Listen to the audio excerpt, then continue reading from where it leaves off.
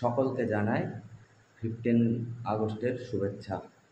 তো আজ অনেক দিন পর আমি বেরিয়েছি মর্নিং রাইডে।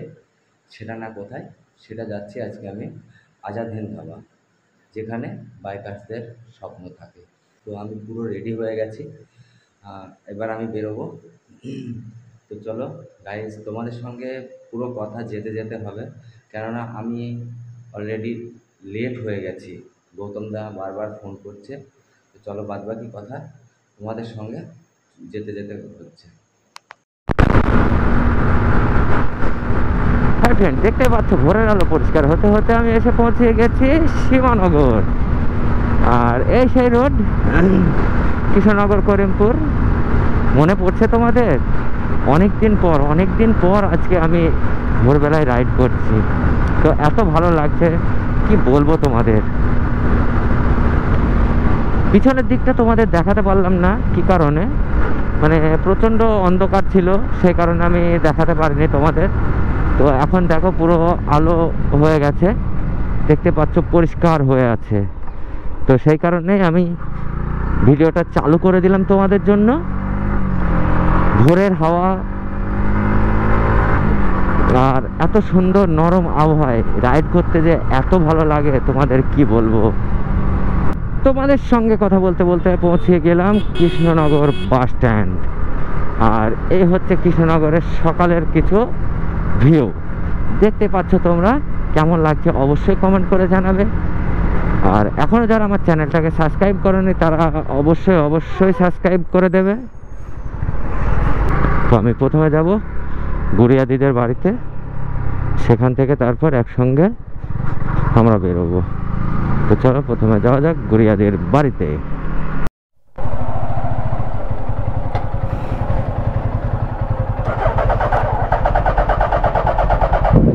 তো দাদা হয়ে গেছে পুরো রেডি, সুপার অলরেডি স্টার্ট হয়ে গেছে, ওয়ার্ম আপ হচ্ছে। চলো যাওয়া যাক, আসছি। হ্যাঁ, গুড়িয়াদিকে বাই বাই করে আমরা বেরিয়ে পড়লাম। তো আমরা এসে পৌঁছে গেলাম NH-12-এ, নতুনত্ব রাস্তা, যেটার নাম আগে ছিল NH-34, এখন সেটা হয়ে গেছে NH-12। তো সকালের রাস্তার ভিউটাও দেখো কত সুন্দর লাগছে। আর আমার আগে সোনু দেখো কি সুন্দরভাবে যাচ্ছে।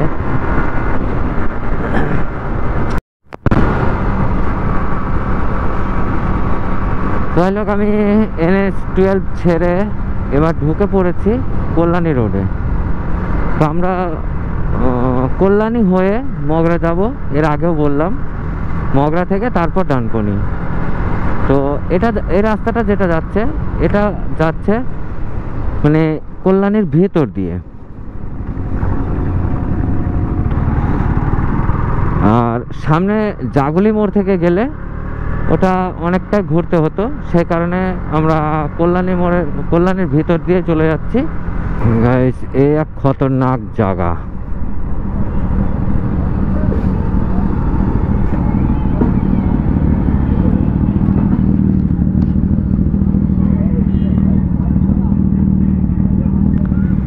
দেখো পুরো এই যে রেলগেটটা আছে, এখানে প্রচন্ড পরিমাণ জ্যাম হয়।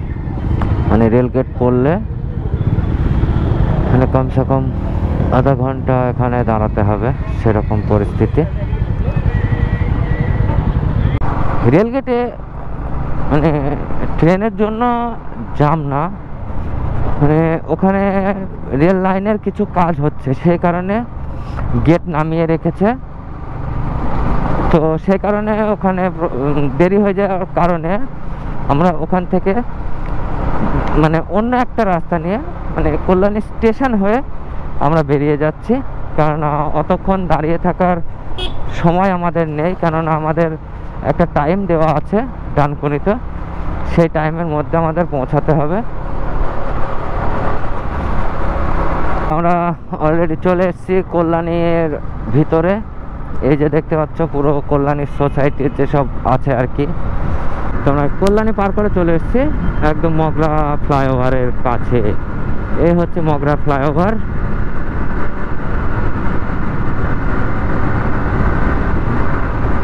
দেখতে পাচ্ছ এখান দিয়ে আরো এর আগে গেছি, তোমাদের দেখিয়েছি এই ফ্লাইওভার কেমন ভাবে কি যায় না যায় সব কিছুই তোমাদের সঙ্গে শেয়ার করেছি।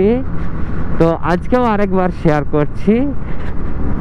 এত সুন্দর টার্ন, মানে মাথা খারাপ, মাথা খারাপ, এত সুন্দর লেন করা যায়।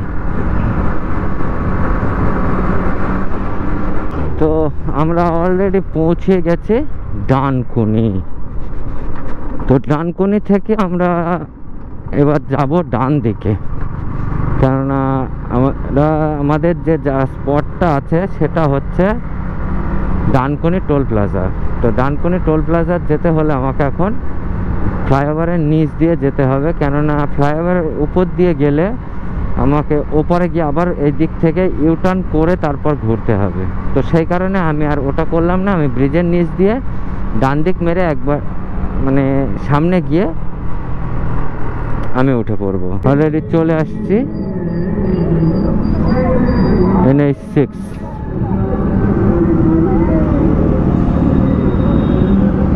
তো বন্ধুরা এতক্ষণ পর আমরা পৌঁছে গেলাম ডানকুনি টোল প্লাজার। এই হচ্ছে ডানকুনি টোল প্লাজার। প্রচুর প্রচুর ধামাকা হবে, অলরেডি ধামাকা চলছে এদিকে।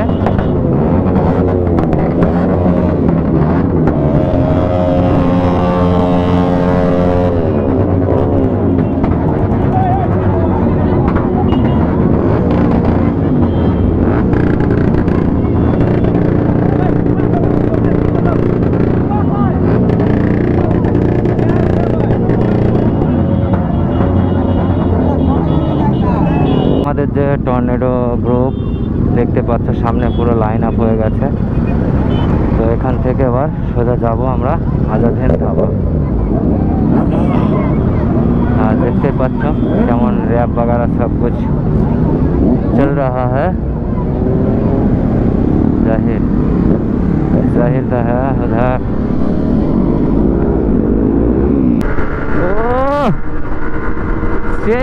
সেই রাইড আজকে, দেখো দেখো এখানে এরকম, তাহলে আজাদিন ধাবাতে কি অবস্থা হবে একবার ভেবে দেখো। কালকে যে আজাদিন ধাবা তোমাদের আমি লাইভে দেখাচ্ছিলাম, সেই আজাদিন ধাবাতে আমরা এখন যেতে চলেছি। ডানকুনি টোল প্লাজা থেকে বেরিয়ে সোজা যাব আজাদিন ধাবা। তো প্রায় 1 কিলোমিটার থেকে এরকম জামে জামে আমরা আসছি। দেখতে পাচ্ছ লরি, ছোট গাড়ি, এদের কি জাম লেগে আছে। আর এই যাচ্ছে সব রাইডার্সরা, দেখতে পাচ্ছ।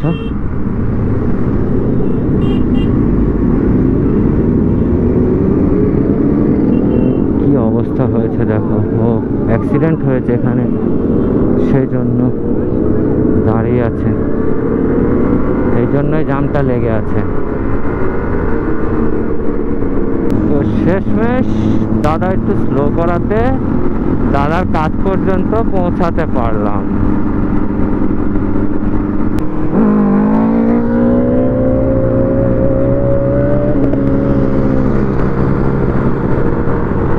গাইস কি বলবো, মানে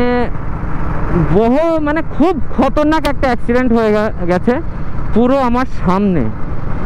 সেটাও তোমাদের দেখাবো আমি। মানে এমন অবস্থা হয়েছে কি বলবো, আমি দেখে শকড হয়ে গেছি।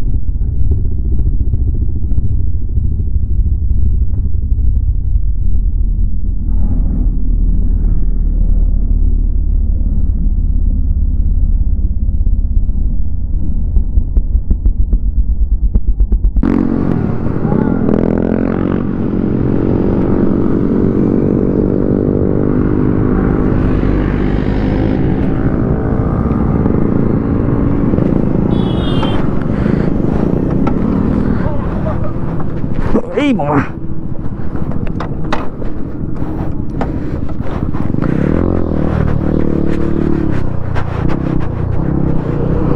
ভাই দেখো দেখো কি অবস্থা, দেখো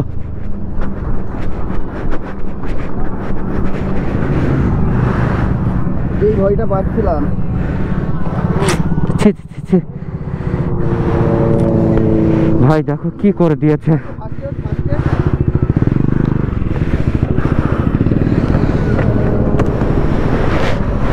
ওরে বাপ রে বাপ, কি অবস্থা দেখো গাইস।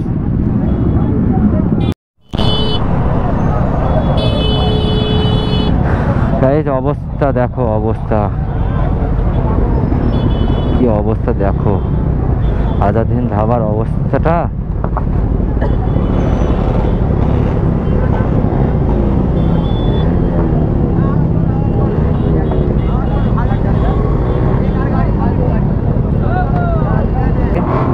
দেখো আলী জাহির,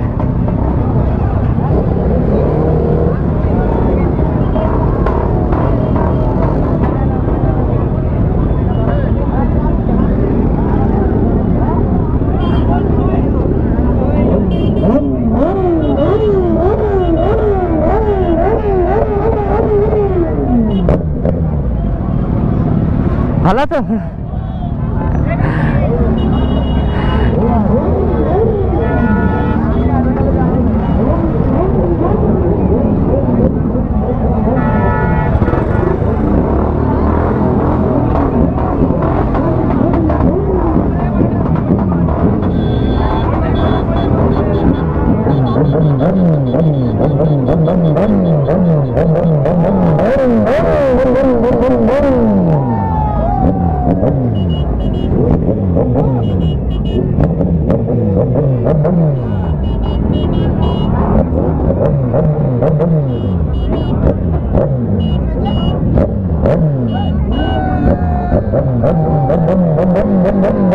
গাইস আমাদের যে হোটেলটাতে মিট আপ আছে সেটা হচ্ছে হাইওয়ে মির্চি।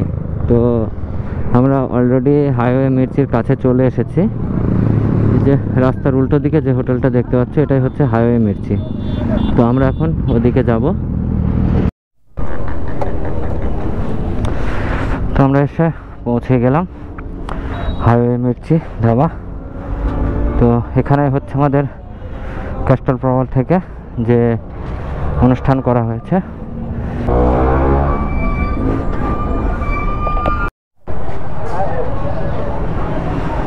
তো গাইজ এখানে মিট আপ কমপ্লিট হওয়ার পর এবার আমরা বাড়ির দিকে রওনা দিচ্ছি। তো চলো এবার যাওয়া যাক বাড়ির দিকে। তো অলরেডি বেরিয়ে পড়লাম আমরা বাড়ির দিকে, দেখি যেতে কতক্ষণ সময় লাগে। তো বন্ধুরা আমি প্রায় বাড়ির কাছাকাছি চলে এসেছি। এটা হচ্ছে শিবিরপাড়া। তো এখান থেকে আমার বাড়ি আর মাত্র 5 কিলোমিটার।